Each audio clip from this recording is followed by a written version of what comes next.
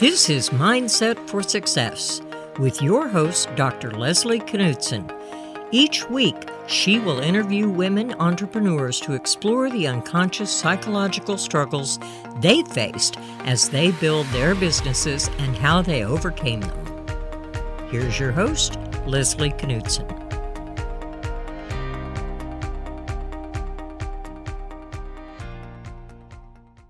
This is Mindset for Success, and I'm your host, Dr. Leslie Knutson. Each week, we interview women entrepreneurs to explore the unconscious psychological struggles they faced as they built their businesses and how they overcame them. Welcome, Delilah, to the show this evening. Thank you so much. It's such a pleasure to be here with you. I'm going to give a little background on Delilah. Delilah Panio is a capital markets expert with a special passion for working with women entrepreneurs and funding. Prior to her current role as Vice President of Capital Formation for the Toronto Stock Exchange, she co-founded We Are Enough, a nonprofit that educates women on why and how to invest in women-owned businesses and/or with a gender lens. Delilah is an advisory board member and co-chair of the Capital Council for We Global. She's a frequent speaker and pitch competition judge and coach, and was named in the 2019 Top 100 People in Finance magazine. So Delilah, I'm going to start by asking you some questions. For a number of years, you were the Director of Business Development for the Toronto Stock Exchange. And then at a certain point, you decided to make a bold move and transfer to Los Angeles and to begin a startup. I can imagine there was some uncertainty and risk in this. Can you tell me what you hope to get out of your entrepreneur journey and how you handled the risk and maybe the uncertainty? Sure, thank you. Great question to start with. So I was, classically climbing that corporate ladder in Toronto. I had been with the exchange for 10 years. I had this seemingly rock star lifestyle, traveling everywhere, just had some extraordinary experiences, had become more successful financially and from a title perspective than I thought was possible from my very humble backgrounds, growing up in the prairies in Canada. But I was miserable. And I know this is obviously a common story, but I was unhappy. I was spiritually bankrupt.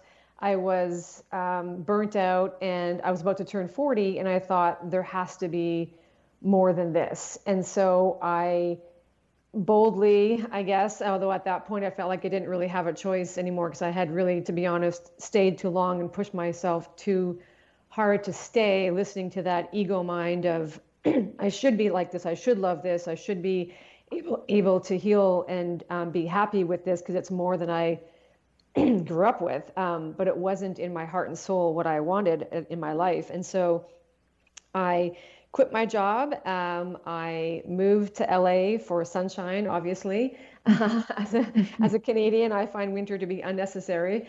And I had a startup idea, and I had this really good idea that was something that I was interested in and could have used when I was a corporate gal. And so I went on this journey to start this company and thought, well, how hard could this be? I have an MBA. How hard can this be? And I would advise companies all the time in terms of going public. And turns out, as every woman entrepreneur listening knows, it is hard.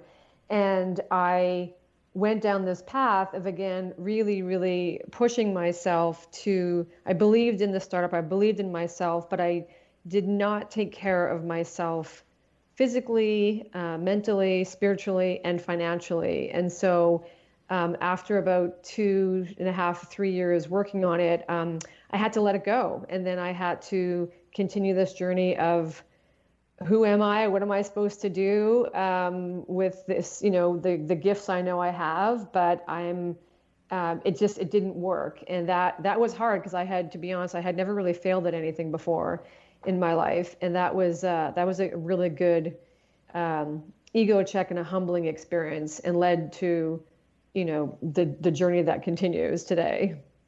So the failure was something difficult, and you were able to get over it in the sense of looking forward and finding new ways to put your energies? Well, I don't know that I was conscious of it at the time. I was really in survival mode. I had spent all of my money to build this business. I was out of money. I turned to consulting, like what knowledge did I have? What skills could I, make money doing? That was something I was interested in. So I started working with women entrepreneurs on their funding strategies. I was the lead for SheEO, which is a global innovative financing tool for women in financing. And so I brought that concept to LA, worked on that. As you said in my intro, with the founder of We Are Enough, we created this nonprofit around women in funding. But things were still not working for me. And so I, again, sort of blew up my life a bit, and I sold everything, and I booked a one-way ticket to Tulum, Mexico, and started down, an extraordinary sort of healing path of who am I, and what should I do with my life? And then brilliantly, as the universe would provide this opportunity to go back to the Toronto Stock Exchange, which I have to tell you was a difficult decision to make, because I really believed in myself as an entrepreneur, and I really wanted to prove that I could have a business, but I wasn't even sure what the business was at that point. And so I was struggling with this decision of how do you go back to corporate when I really just in my heart know that I'm an entrepreneur. And so someone gave me brilliant advice that I would put to anybody who's in a difficult situation or have to make a decision. And, she asked me, what is the most radically generous thing you could do for yourself right now?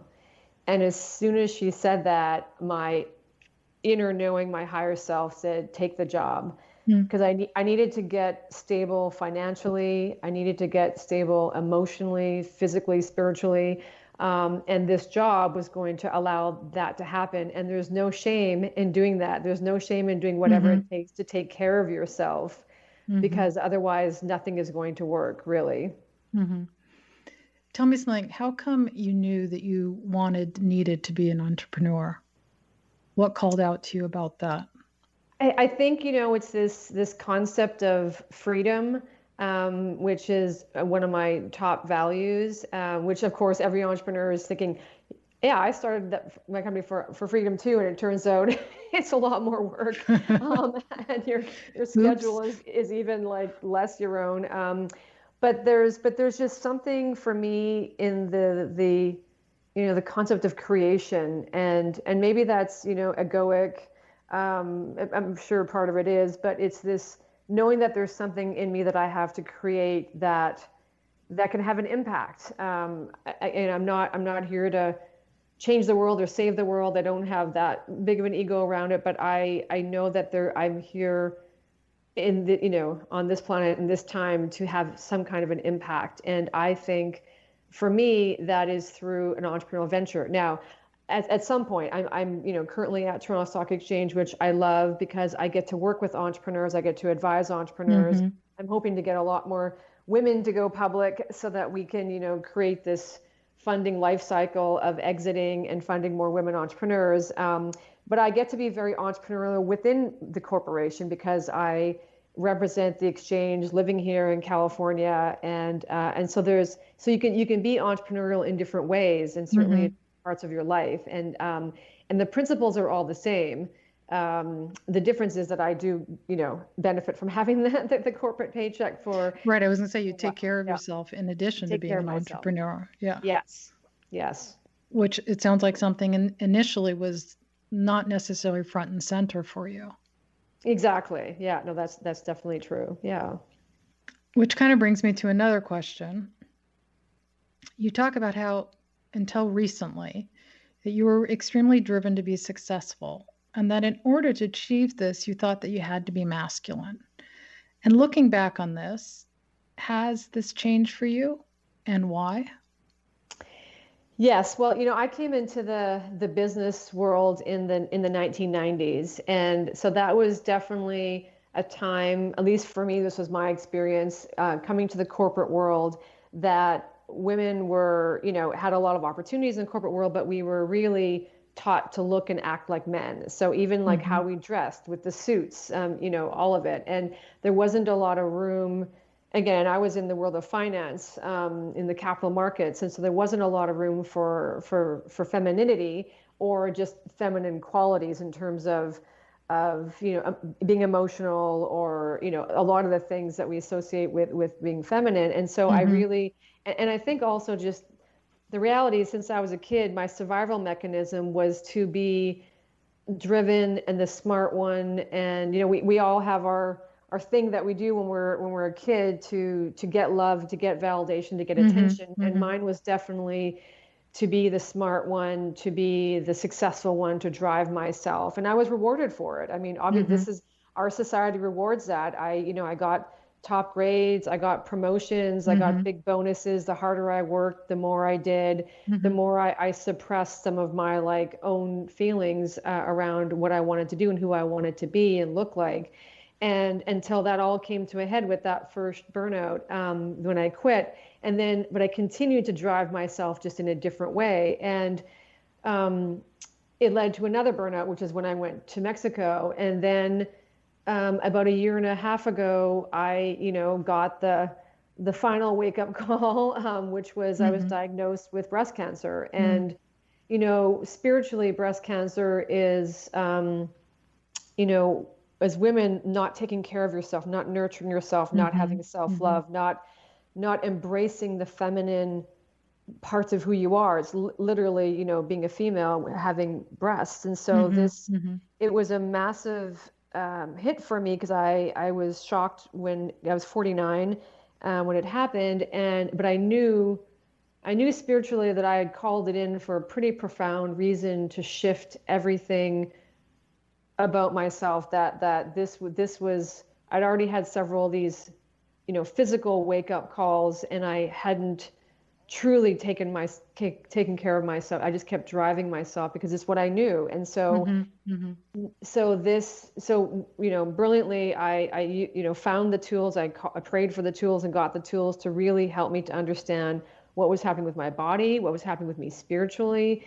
And then I, went down this path for the last year of doing a lot of inner work to really, and ultimately to get to self-love, which is what all this is about. And trying to understand why it's so hard, especially for us women. It's just so hard, weirdly, to get to this place of where I just love myself more than anybody or anything or any job or any success or any partner or any look or anything. And willing to put yourself first. Yes. Because, as women, we have this badge of honor of being selfless. And that is really a horrible way to live our lives. Because as we know, nothing is really hard to be, quote, successful in your life. In other words, to be happy, if you are never putting yourself first and never thinking about yourself and never taking care of yourself. And when you do, everything else flows. There really is. So for me, the breast cancer was an extraordinary catalyst for love, for self-love. And then, of course, COVID hit, and which really, brought it home, because then I was just at home by myself. And I'm sure a lot of us realized, or, when you're at home by yourself, in my case, I live alone, you can't run from yourself. You can't hide. And so it was this extraordinary opportunity, not only to really look at myself and sort of what was going on spiritually, but also because I had all this time to really get my body in the best shape it's been. I had been through, the double mastectomy. I had been through one reconstruction surgery. And I used the time during COVID to be like, well, I'm just going to work out in my garage, and I'm going to go on power walks and start running again, and focus on because I was home, because I'm someone who used to travel a lot, right? Which I love. But your body, it's really hard on your body. So my body was very happy to be home. And again, it would take a pandemic like COVID to really kind of stop me. even after the breast cancer, which just shows you how hard driven I was. Absolutely. To And really that you focus on needed body and you spirit. needed the pandemic and sort of the breast cancer to finally say, stop. You need to do something different. Thank God, thank God that I got the breast cancer. I mean, I have nothing but gratitude for it because it really stopped me. So if you had to share with some of our ambitious entrepreneurs out there, I guess entrepreneurs are ambitious, but even Yeah. entrepreneurs out there who believe that they can't or shouldn't slow down and or take care of themselves, aside from obviously your powerful stories around breast cancer and then of course being at home during COVID, is there any other sort of jewels of wisdom you can kind of send out there in terms of this is why and how you need to stop when and take care of yourself? Well, we all get the warning signs, right? And our physical body is this extraordinary sort of, canary in the coal mine. But because our lives are so busy and so overrun, we just ignore all of them. And so, I mean, it is unsustainable, as we all have seen, to live the lives that we've been living, and certainly it was for me.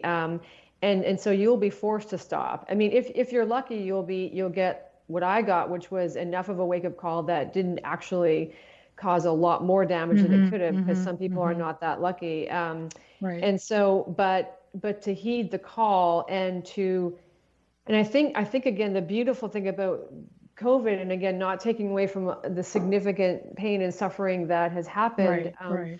but to get it's literally a global wake up call that enough, we're just doing too much. And the thing about the COVID that also is that this is the most innovative time, right? So there's always another way. And as entrepreneurs, you have to be thinking about the innovation at all times. And if you are burnt out and tired and not eating properly, not feeling your body, it's very hard to be innovative. But even in the darkest times, even the darkest days, which we've all had, there's always the solution. There's always a different way of thinking about it. And so your only job for me, the only job in this entire lifetime is actually to tap into your heart, into your higher self, your higher knowing, because it knows the solution to everything. And so use whatever tool it takes, whether that's, I mean, I've used every tool, because I've spent a lot of time in Bali and I spent all that time in Tulum. I've used healers and meditation and all kinds of different things. I've done spiritual medicine to really truly awaken me to my higher self. I've had sessions with channelers and all kinds of extraordinary beings on this planet. And the ultimate goal is to just get to that quiet place where you can listen to your heart, your higher self. And then, of course, the real thing then is that you have to have the courage to act on it. So I think for a lot of us, we all have the knowing. We're scared of what we are going to be told. And what do you think the fear is? The fear is that we're going to have to do something that seems courageous, that is against what society says or thinks, or what our partner or our family or whoever, or our boss or whatever it is. Right. And to go against that, I mean, it seems like it's hard. It can be very hard, but it's way harder to be sick. And it's way harder to be really miserable and happy. And, again, we've got this one And it's way harder life. to be innovative if you don't feel good, by the way. Exactly. Yeah. It's near impossible. I mean, there are a few people on this planet where massive stress, can catapult them and inspire them and drive them. But most people, and I'm definitely one of them, if I'm not taken care of financially and physically and mentally, I couldn't get out of it. I couldn't innovate my way out of my situation because I just was too unwell in all those areas. Right. And some of the greatest advice to the entrepreneurs is that those basic needs need to be met first. Yes. Before you move forward and become the wonderful, exciting, successful person you'll be. Yes, 100%. You got to have those basic needs. Otherwise, it's not going to happen. Yeah. Let me kind of switch topics a little bit and ask you, for some women, it can be difficult for them to ask for what they feel they deserve. Have you ever found your inner critic getting in the way of your ability to make decisions and take risks because you didn't think that you deserved it? And what did you do about it? I mean, this is ultimately the crux of the human existence, right? It is, and I don't know if I can only speak for women. I know this is a massive thing for women because we have so many of these pressures about what we're supposed to do or look like or be or achieve or be awesome at everything. There is no doubt that the only thing that has held me back in everything and continues to is my self, inner critic, my self-hatred at some times, which is extraordinarily vicious and shockingly vicious. But unfortunately, all too normal. All too normal. And so for me, again, the only journey is a journey to self-love, because everything will flow from that. And what I continue to explore is, why is it so hard? Like, why? I mean, I had a normal childhood, and again, we all had, parent stuff and daddy issues and whatever, all that stuff. But it's astonishing to me as I sit here at 50 and everything I've been through and all the journeys and everything and all the healings and beautiful places I've been in, and just awakening to who I am, that self-love is so hard. And it's, anyways, it's just fascinating to me. And so for me, it's all I do every day now is I tap into my heart and say, and I catch myself obviously now when I have the inner critic come out, and I say, like, what is that about? And then I use whatever tools I have available to me, that I now have, amassed over this journey of tools. And sometimes it's physical, and sometimes it's mental, spiritual. Sometimes it's just fun, laughing, to really get to, this journey to self-love, because everything will flow once you have it. So to sort of like wrap up, sort of on that note, since it can be challenging to surround oneself with good, nurturing relationships that we all need in our lives, which is part of the basic needs stuff we talked about earlier, what advice would you give to women who are struggling with this and want peer support, but just sort of can't see their way to how to get it? Yeah, I mean, there's definitely this concept of find your tribe, right? We all want to find our tribe. And so, I would say just really, put the intention out there of what it is, the kind of relationships you're looking for, male, female, peers, etc. And then, angels are always sent. I mean, even in the dark, they're always sent if you have an intention for it. And then but you have to stop and pay attention and listen to who's around or what's showing up. Like, it could come in the form of a Facebook post, or it could come from a random text from somebody, or it could be walking down the street. But all of this, ultimately, the most important thing still is to tap into your heart, because your heart and your inner self will guide you always. And really being able to listen, right? And so be open to what's out there. Yeah. And you never know what package is going to come in. I mean, some of my closest friends now, I just, they're not just, we're on this spiritual journey together, and it's because they showed up, but I listened, and I was like, well, this is interesting. But I spend so much more time of my day just being quiet and noticing what shows up and who shows up, no matter what package or medium it comes in. Right. But ultimately, it's all comes back to tapping into yourself and to listen to that beautiful knowing voice that and feeling that we all have. Totally agree. I want to thank you so much, Delilah, for sharing today with our listeners your entrepreneurial story and how you overcame some of the psychological obstacles that you encountered during your really inspirational story. Where can people reach out to learn more about you? The easiest way is on LinkedIn. So that, so Delilah Panio, I'm the only Delilah Panio out there. So, so just search me on LinkedIn. That's definitely the easiest place to find me. Great. This podcast is brought to you by Women Entrepreneurs Global, the first startup studio and digital DIY startup platform for women. For more information on our guests, this podcast, and many other female founder programs, please visit womenentrepreneurs.global. We believe in an open and non-stigmatizing dialogue about the hidden psychological difficulties experienced by many successful entrepreneurs and highlighting the strategies used to overcome them, such as fear of failure, of not being good enough, and that loud, chattering internal critic is critical to helping other founders achieve success. Please join me next week for more Mindset for Success stories. I'm Dr. Leslie Knutson, and you can drop me a line at drleslieKnutson@drleslieKnutson.com. This podcast is brought to you by Women Entrepreneurs Global, the first startup studio and digital DIY startup platform for women. For more information on her guests, this podcast, and many other female founder programs, please visit womenentrepreneurs.global. We believe in open and non-stigmatizing dialogue about the hidden psychological difficulties experienced by many successful entrepreneurs and highlighting the strategies used to overcome them, such as the fear of failure, of not being good enough, and that loud, chattering internal critic is critical to helping other founders achieve success. Please join her next week for more Mindset for Success stories.